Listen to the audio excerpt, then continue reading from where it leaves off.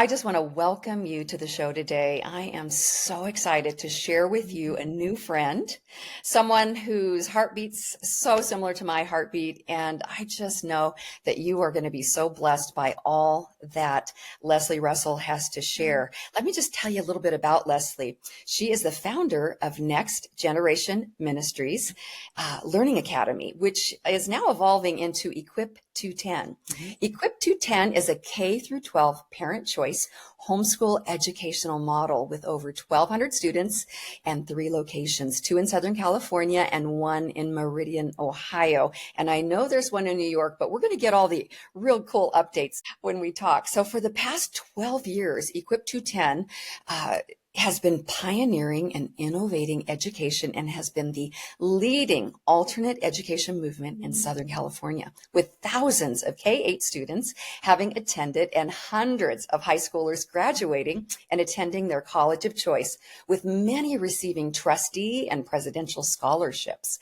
Many of the graduates also start their own companies, join the mission field, or serve in various military branches. They are truly world changers. And you know how I feel about our children being called to be world changers. So this just makes my heart beat a little faster.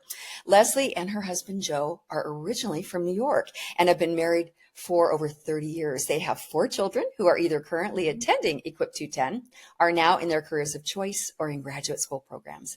They all loved their homeschool educational experience through the Independent Learning Academy, which is now Equip 210. And you can find Lesley on Instagram, Facebook, and on her podcast called Reinventing Education with Leaders and Visionaries. Lesley, thank you for joining us today. I am so honored that you made time for us in your busy schedule. And wow, there's so many places I could start, but I think really it's always fun to start at the beginning, because I think that as mamas who are home educating, and we're just in such an amazing time, are we not? And I think of it like you say, is we are in a revolution of education. Now, my dear acquaintances, colleagues, Mike Ferris and Mike Smith from Homeschool Legal Defense Association. Now, they started all this stuff 40 years ago, and I'm sure you know all about that, as young dads, lawyers who wanted to protect their children, wanted to make homeschooling doable and legal for all of us. And I just see them as laying tracks for where we're at now. And now, as I think about when COVID hit, and mandatory home education was instated, I think that was, Lesley, that was probably the happiest day of my entire adult life. Wasn't that exciting? I was like cheering, like, yes, all these mamas are panicking. But didn't God just use that earthquake to just create such, it was like Haman built a noose and he's hanging himself, because we see the upheaval in the public education system. Thank the Lord. So right now, here we are. I found you through a dear friend, and you are building schools and helping others build schools. But there was a starting point, an origin point. I'd just love for you to share with our audience a little bit about you, how you even began to homeschool. I was public school educated, didn't have a clue it even existed. I thought it was for gypsies and hippies. And there, my heart started beating. I didn't want to let my sons go. I have 5 sons and didn't want to take them to the public school across the street. So that began my journey. But tell us how you began. First of all, before you started changing the world with these schools for thousands of kids, how you began your journey as a young mama home educating. Oh, wow. This is like my favorite thing to talk about, actually. I love talking about what the Lord did. And, for your viewers and your listeners, I just pray that this really blesses you. So I actually started out in corporate America. In my late 20s, I was really very ambitious, couldn't wait to get in there. I had a sales territory that was in Brooklyn, in Queens, and Long Island, New York. I sold a product that was used for reconstructive facial surgery. So I used to go right in the operating room with plastic surgeons and oral maxillofacial surgeons, and I sold titanium plates and screws. So the worse the crime area was, the more they needed the product, from gunshot wounds, street fighting, and all those types of things. But every Thursday night, I volunteered at a runaway shelter in the Bronx. I couldn't wait for Thursday nights to go and just really minister to these young girls who, a lot of them were pregnant, and every time we would go to on Thursday night, they'd always be hungry and they would always want to go swimming or something because it was 95 to 100 degrees during the summer, and they'd be pregnant. And so I would take them, to swimming pools. I would take them out to diners. For the other, children there, I would take them to miniature golf. But I absolutely loved doing it. So then I ended up getting into youth ministry for 16 years. I did that. Just really pouring into the next generation. But I remember that conversation with my husband just saying, that I was looking to leave the corporate world after we just bought our house together on our income outside Manhattan in White Plains, New York, to leave that world and to go back and get my master's in education to become a school teacher. So I went back, got my master's, and I actually started teaching outside of New York City as a middle school teacher, and absolutely loved it a lot, and told my students, just the amazing young adults that they were, and loved that time being able to teach them. And then my husband and I started having a family, and I just realized that I was going to be all in being a mom and a stay-at-home mom. And it was really sweet. The principal's wife came to me and did a little sidebar conversation because, obviously the principal wants you to come back after you have your baby, after the 3 months, come back, into the school. She told me, she goes, even if you have to eat hot dogs and macaroni cheese, every single night, she goes, stay home with your children. So, my husband and I realized we had to sell our house. We sold our house in New York, and we moved to Connecticut, into an area that was just more affordable, being on one income.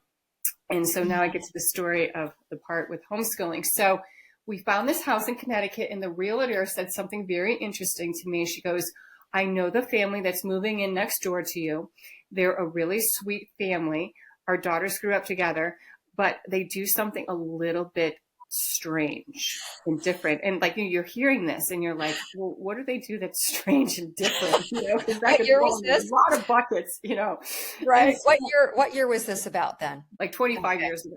Okay. And so I was just like, well, what do they do that's so strange and different? She goes, I don't know. They do something like homeschooling, but they're really sweet. And I literally never even heard of the word before. And so it was shortly after that, and our first daughter was only 6 months old, that there was the doorbell rang. I opened it up, and here are these two adorable little girls. They're 7 and 8 years old, and they came over to introduce themselves, and that they heard that there was a little girl, Jacqueline, here that they wanted to hang out with and play with. And so I'm like, well, Jacqueline's only 6 months old, but you come in and totally hang out. And they were so incredibly amazing. I was just blown away by them. And I just tell this story all the time.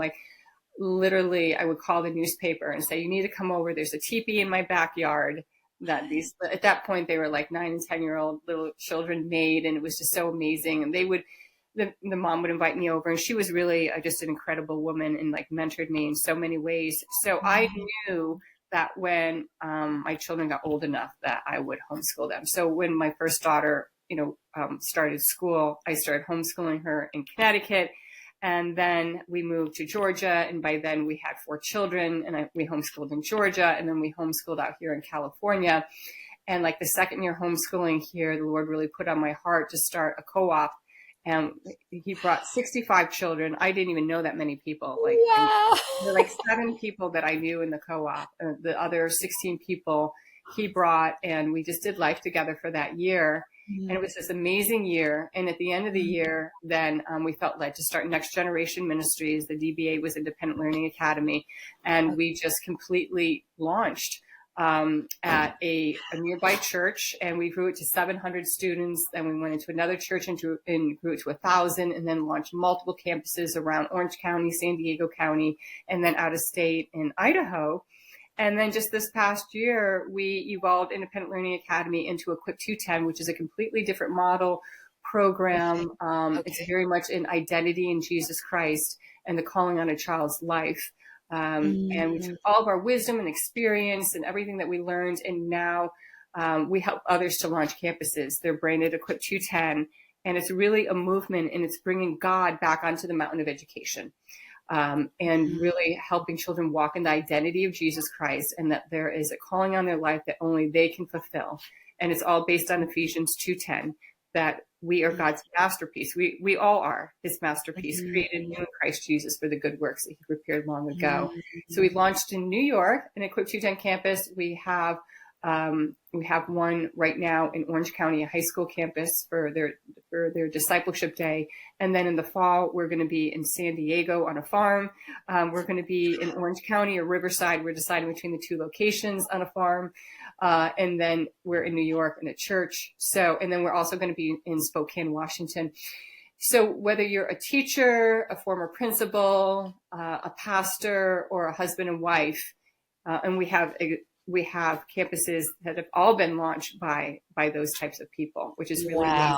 So after hearing this, you're like, oh my goodness, I journaled, or the Lord put on my heart that I'm supposed to start a school. Like, reach out to me, because we would love to come alongside you and have you join our movement to really link arms, take the hill together to reform education in this country.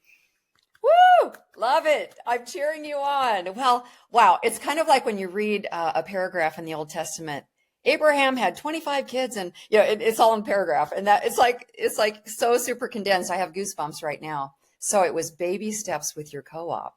And obviously your secret sauce and your superpower must be administrating, because that's massive. As I sit back and look and think, how in the world you manage all that? But it sounds like it came so easily, like it was just the Holy Spirit that gifted you and wired you for the task. Yes. Because that's no small thing. That's big stuff. And when you said how your children loved being homeschooled, that's not always the story. And so you have a gift. Wow. So my mind goes to the first schools that you launched, but then you shifted to Equip 210. Is there a difference in your structure, your ethos, or is it basically the same vision of making the kingdom the center, the children understanding they're world changers, their DNA is dynamic, they are called to change the world, they're society creators? Has it always been that way, or do you feel like there was a shift when you shifted and changed your name and all? Kind of help me understand that. Yeah, so no, that's really good. And the Lord definitely took like the past 3 years to like prepare us for this. And I did get a word. I got actually four prophetic words. They were all the same word, 4 different people, 4 different settings, but basically was that there was going to be a very big shift with our current program of Independent Learning Academy. We went by ILA, in that God was calling us to a higher mountain of impact and influence, and that it would be a global movement, and basically that we were to equip others to do what we've been doing, and that in bringing the Holy Spirit onto the mountain of education, that we had a new partner, that we were going to be partnering with the School of the Holy Spirit. And so this is a very spirit-filled, spirit-led kingdom K-12 movement, taking everything that we've always been faith-based, from the very beginning when we launched Independent Learning Academy. So I would say Equip 210 is discipleship-based, where we're really coming alongside the family, the parent, and the children, and discipling them in their identity, their calling, through the integration of their core and their electives.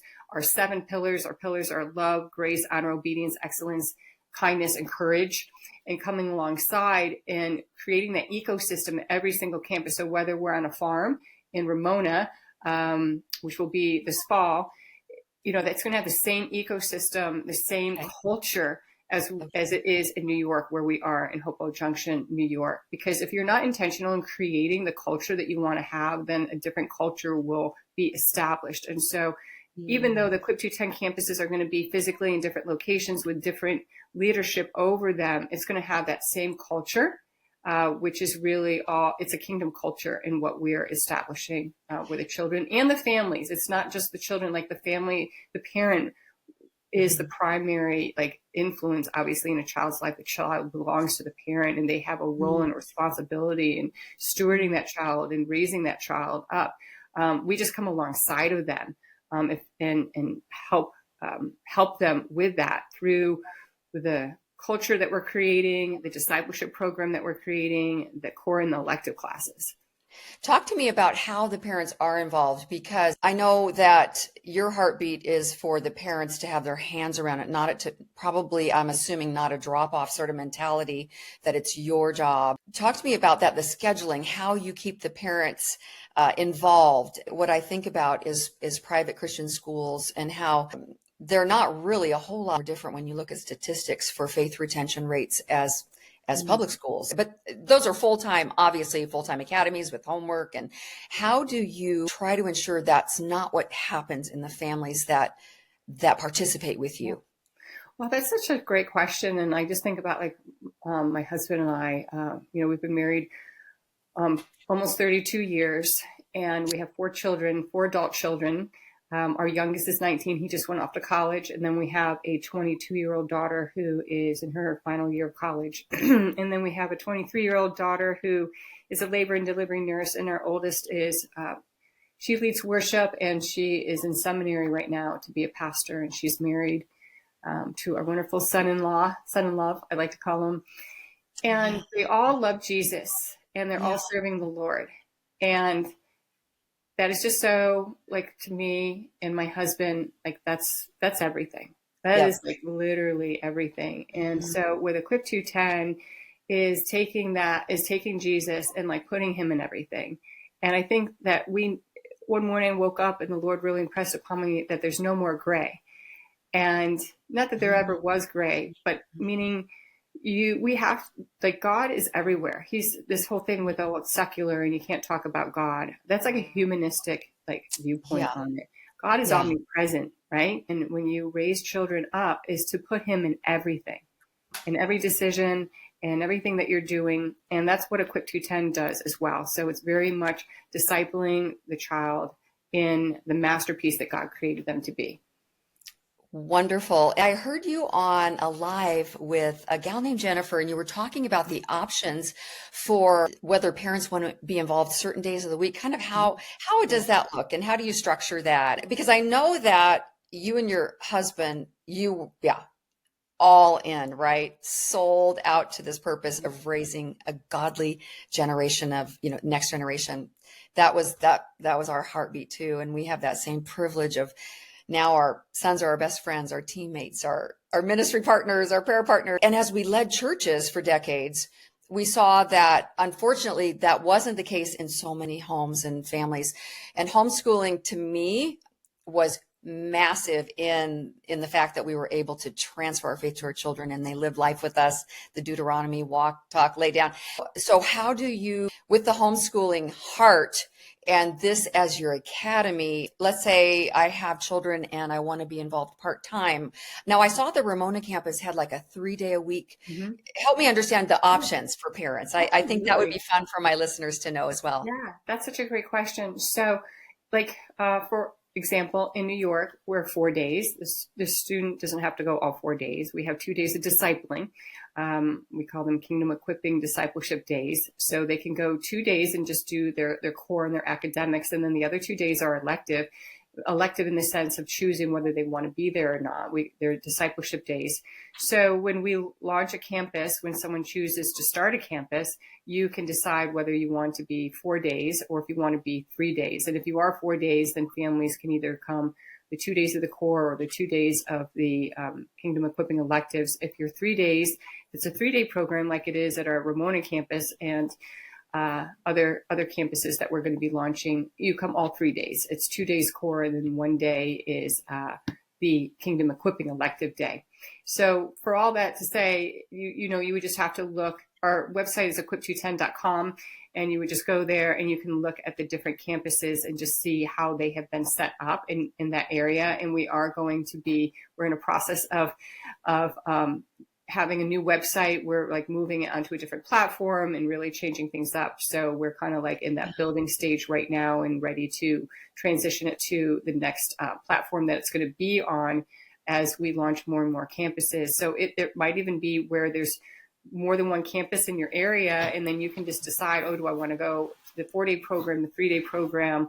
Do I want to be on a farm? Do I want to be in an office building? Do I want to be in a church setting? And you can kind of just pick and choose, which is really great because it lends itself to different people's personalities and, what it is that they're looking for their children. The parental involvement, is there a certain requirement for how they participate? So, normally there is like an opportunity to volunteer. Maybe it's like 12 hours per semester, but at our New York campus, I know that there's like a lot of working parents there. And Yeah. so, they work with those families. So I would just say there's always opportunity to connect with a director and just see like what it looks like for you and your family and what the director's expectations are. But we love it when parents are involved. I got to visit the New York campus in October. It was amazing going there. And they had a lot of people from the church volunteering. There was women in their early 80s and late 70s who they were like at the front desk and like they loved it so much. And they would just walk around the campus praying and interceding. And to them, it was just so amazing that they got to participate and to be a part of it. I love that intergenerational mix. I mean, Yeah. that's really so biblical when we look at how Jesus operated. And I think the segmenting of generations has just created such peer dependency and isolation and brokenness. I see so many, as a parent coach, I see so many parents that they've lost that bond with their children. And that, to me, that was such a massive part of raising our sons, is to build that unbreakable emotional connection. My mission is to inspire parents to raise extraordinary leaders, but my vision is to see that through successive generations. And so actually what you're saying is really, there's an option there. I think it's a wonderful opportunity because so many parents too, when they see the good fruit, there so many parents, the millennial moms, have been trained to drop their kids at the next door and the next door and the next door. That's what I've seen. They haven't been taught to nurture. I was taught to have a briefcase and a career, and I was like you. I was going to go for corporate, and then God won my heart, stole my heart with my kids and all the rest. But I imagine you've got some stories. Can you think of one that you'd want to share? Just a shift, when people pull their kids out of that super toxic public school atmosphere where there's just the pressure and the sexualization and the anxiety, and then put them into one of your Equip 210s. I'd love to hear. Wow, I love sharing about this because it happened regularly and I got to witness it. It was incredible. So, over the past 12 years with, our program and even with our Equip 210 program, and I'll share about that. But just when we were ILA, Independent Learning Academy, for the 12 years, students would come in and we would always meet with the parents, beforehand. And, if there was a student that the parent was like really kind of concerned about, like, taking them out and bringing them in, and what was this new environment going to be like, and just kind of sharing with us some of the things that the child might just was struggling with. And a lot of times it was just school anxiety because they were being bullied, picked on. They were not thriving in that. And so they were bringing that in, and I would look at their countenance and their demeanor. And a lot of times they would have like a hoodie sweatshirt on, and the hoodie would be up over their head. Or there would just be something that was, that they were expressing either through just like different hair colors or just styles or piercings or whatever. And it was really amazing to see the transformation that occurred over just even like 2 or 3 weeks sometimes. And like either the hoodie coming down or kind of like all of a sudden their countenance and their demeanor, would just change. And I would just see like a peacefulness transcend on them, and a laughter and a joy, because the kids were so friendly in the community and they come alongside of them. And then the next email that I would get from the parent is, I have my child back again. They love to learn again. They were failing, they were a D student, and now they're like an A student. They would always like, just really that wow factor. The parent like, oh my goodness, look, you're like an A student now. And that they were thriving, happy, successful. And I would just see them walking in truly in their identity. There were some that might have even come in that, one testimony with a mom was that her daughter was really struggling with her gender identity.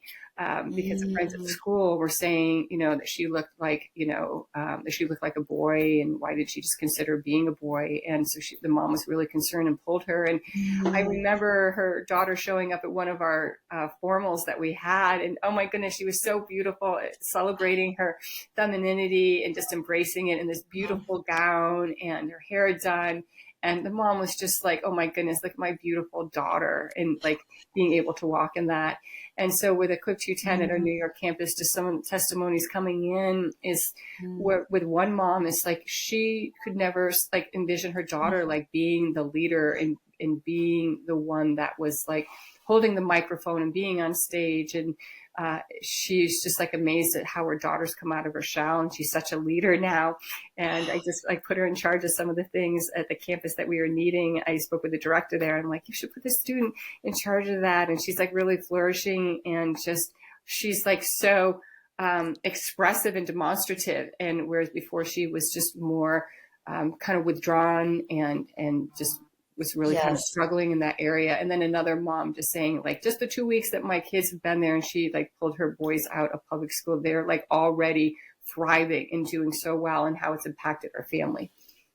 I have my child back. Yeah. To hear those words, I'm sure that's the jet fuel that just keeps you going, along with the Holy Spirit. And I mean, that I feel like I'm a goosebump the whole time we're talking here, because my heart just beats so much for the children. And as pastors that pastor churches for decades, I've had conversations or seen on Facebook where dear friends that attended our church for years and then maybe moved on to another area, and they've posted that they have to restate the fact that their daughter is actually a son. And, you've seen those, I'm sure, the whole transgender, and these are believers. These are people who love the Lord. These are people who were in our leadership. And it breaks my heart, because I know that was the education monster that ate them. It wasn't who they really are. Yeah. But if we don't get them while the cement's wet, it's like, when I think about parents listening right now, so many parents will come to me when their child's, 22 or 25,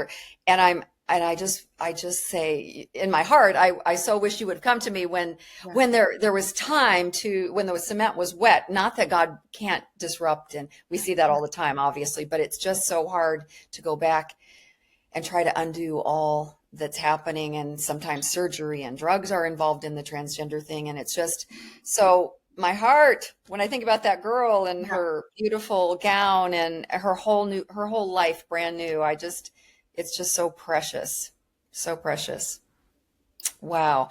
So Lesley, if somebody's listening, a businessman or like a former school principal, how in the world it would never even be conceivable to think I could start a school. This could happen. I could make this happen. I could partner with you. How does that look? Does it have to be a 501c3, a church situation? How does it work in a nutshell? Oh my goodness. Thank you for asking me that. I like love talking about this. So, viewers and listeners, if you're, hearing this, it can be, and we have examples of this already. We have a husband and wife who launched a high school campus in Orange County. We have a former first grade teacher who launched the farm location in Ramona. We have a pastor and his wife who launched the campus in New York. And then, we're in office buildings, we are on farms, we're in churches. So if you're just listening to this and you're like, oh my goodness, I want to start a school, like I totally feel that calling to do that, join our movement. This is totally a movement. It's bringing God into education, over the mountain of education. And we have all the systems and processes, and we're, all the logistical things of like making that happen, and how we do that, and the branding of it, and how it's actually like set up. So please contact me, and I would love to speak with you. I have like a 20-minute like kind of PowerPoint presentation to go through, but it's amazing because we just started a training. We have a 12-week mastermind training. We just started one this week, and we have a professor from a university and his wife who has been a elementary, middle, and high school principal for decades. And so they are starting one, which is really cool. Wow. And I heard you say, if I'm not mistaken, you were partnered with a higher education. Yeah, no, it's another great thing to talk about. So we're very like innovative with high school. High schoolers come in and they are ready to go. Like some of them, they are ready to go. They know what they want to do. And others are still kind of trying to figure all that out. So we have over the past decade, an amazing high school program that we've rolled into Equip to 10. And now we've taken it to the next level where we're partnering with a college. I just spoke with them yesterday. We've been working on this since last spring, and we're going to be like signing and like kind of like all of the next partnering aspects of it where students will be able to get their associate's degree, a Christian associate's degree, because I know that through junior college, but they've really have changed significantly your public junior colleges, where this would be a Christian associate's degree that we are partnering with. So they'll be able to get dual enrollment while they're also taking their high school classes with us. So we have great teachers through Equip 210. We're going to be launching probably in the next 3 weeks our high school program for fall 2024. It's online, 8th through 12th grade, so you can access it globally. There's synchronous classes, synchronous in 2 time zones, East Coast and West Coast time zone, but you can always watch the recording of it. And then also making it so if there's a local Equip 210 campus near you, that there's hub days for your high schoolers, there's internship opportunities, and then we do an in-person discipleship day, hearing God's voice, Christian leadership, and then launching their own nonprofit. Our high schoolers in Orange County have their own nonprofit, which is suicide prevention. They're going to be with us this weekend at the Freedom Tour in LA, with the Her Voice movement. We have a booth there where they'll be able to talk about it. They're going to be at Hope, California in March, and they're going to have a booth there. They're already connecting with the public schools, letting them know that they have this outreach with suicide prevention for, and they're all Gen Z. They're all like 9th, 10th, and 11th graders, 9th through 12th graders who are part of this nonprofit. So precious, because this generation is the most anxious, depressed, suicidal generation in the history of our United States. And it's such an epidemic, and it breaks my heart. And to think of those kids out there reaching out, I mean, that's to get them in action, to activate is so powerful. Oh, it is. And so just to say about this generation, like there is such an attack on them because there's such a calling on them. Yes. And there's no junior Holy Spirit. And there's so many like that they are on fire for the Lord. And we're just seeing that. And you need to give high schoolers options. They can't be sitting in a classroom from 9 a.m. to like 3 p.m. taking just AP classes. You need, like, they're so close to launching out. You need to give them opportunity in the trades. And if they do want to go to a 4-year, to give them opportunity to, as much as possible, at as many dual enrollment while in high school or their associate's degree. So that helps with the cost when they do go into their 4-year school. And then also giving them skill sets in social media, in the analytics and YouTube, being influencers in that way, how to market their new company. So we have students that graduate having launched their own company, their real estate license, ready to go, getting that merit scholarship if they are going to go on to the 4-year school. But there's variety and opportunities, and that's what they need when they're in high school, and we offer that. So if somebody hits you up and they're like, I really want to start a school, do you typically start then in the lower grades, Lesley, and then add on the high school later? Where do you start? Yeah, so normally we'll launch a campus K6 or K7, and the next year we'll go 8 through 12. But we do have an example where we just launched 8 through 12th grade. So we can launch just a high school campus, or we can launch just an elementary, or we can launch the whole thing, or we can launch it in stages. So it really just depends on you who's looking to start it, what you want to do, and obviously just the physically, like where it's going to be hosted. And one thing I really want us to touch on is that you were talking about a proposition or something that you were working on in California, so that the public school money could be used by these homeschool families, these Christian families, to attend such, an Equip 210. It was something like a $17,000 credit. Talk to us about that so that we can make sure the word is out on that. So I'm on 3 platforms. So the Lord told me I'm to build the aircraft of Equip 210. My team and I are doing that. And then also the runway for it to run on. So the 3 platforms, they all are about parents' rights, protecting children, and education reformation. So the one that you're referring to is called CEO Act, Children's Educational Opportunity Act, and the mayor of Thousand Oaks, Dr. Kevin McNamee, he is the one who created the initiative, and actually helping them comb over the initiative right now. It's going to be on the ballot fall 2026.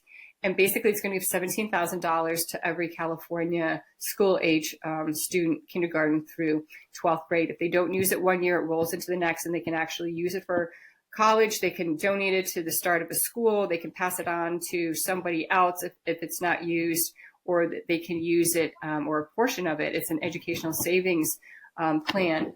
So an ESA, an educational savings account.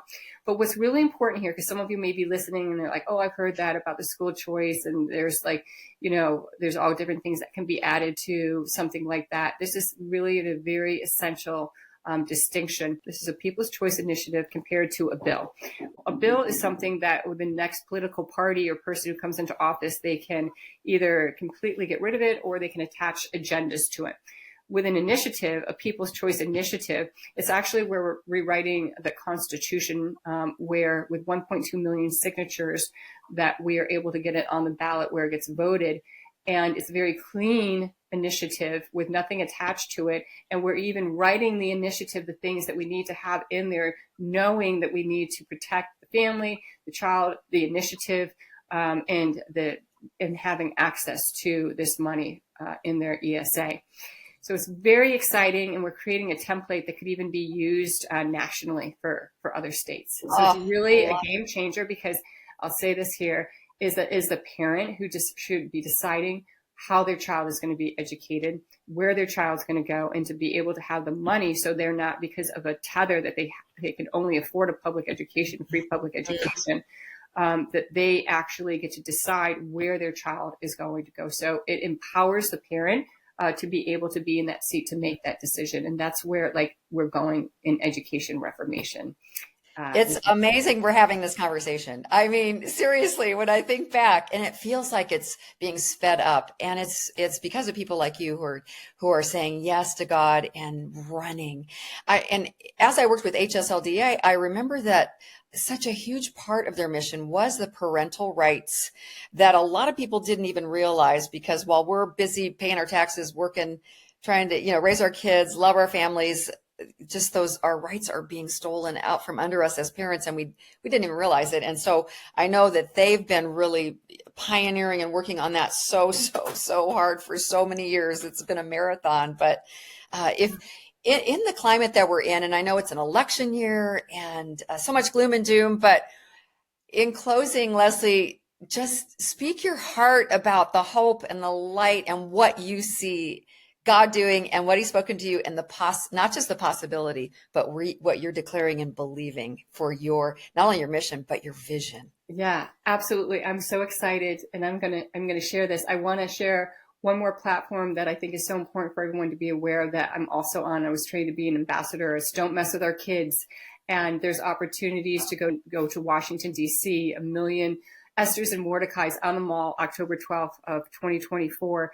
And that is an amazing movement that you can get involved in it's a prayer intercession movement of really praying for our country and our education system.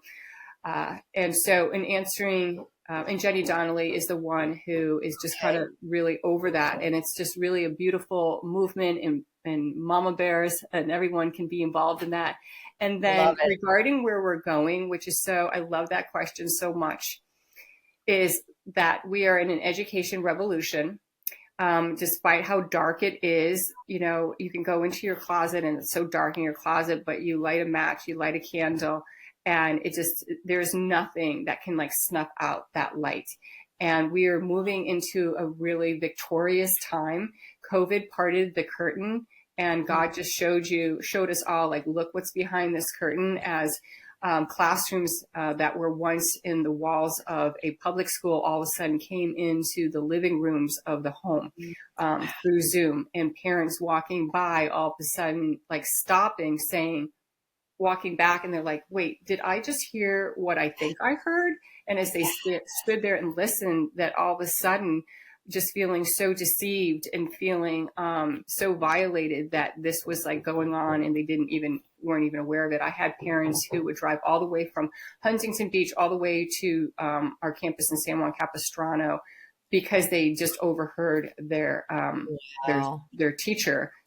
child's teacher on Zoom, and the things that they were talking about, whether it was the critical race theory or everything that is going on now with the gender confusion and trying to malign children in that way, and the sexualization and all of those types of things. And so, the curtain has been parted. We know what's behind there. And God is like, okay, now what are you going to do about it? Go clean it up.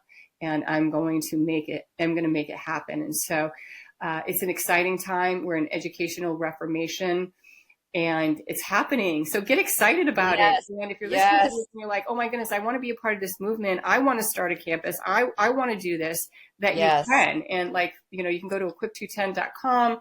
There's, you can fill out a web inquiry. We will see it. Super excited to have you be a part of this movement. Be encouraged, and parents, just know that you have options. You have options just really be praying into it, and God will make a way, whether it's pulling out and homeschooling yourself or alternative education, which Equip 210 is, or whatever it may be. There's so many opportunities now there. So I just speak victory and a victorious future for education and for our country, and so many things. We're in California, and everyone has an opinion on California, but we are boots on the ground, and there's so many revival movements going on here. It is like the genesis of so many things that are just going, like a tsunami is just going to completely flow throughout this country. And I know every state has their own revival that's going on as well. It's wonderful. It's like you've been over there chipping away and pioneering this for 12 years, besides all the years that you prepared yourself. And I've been over, on the other side of the country for, as long as I've been married, 42 years, chipping away and pioneering. And I just know so many others are. There's so much hope. And we just need to dare to believe God that what he says in his word, he's going to do.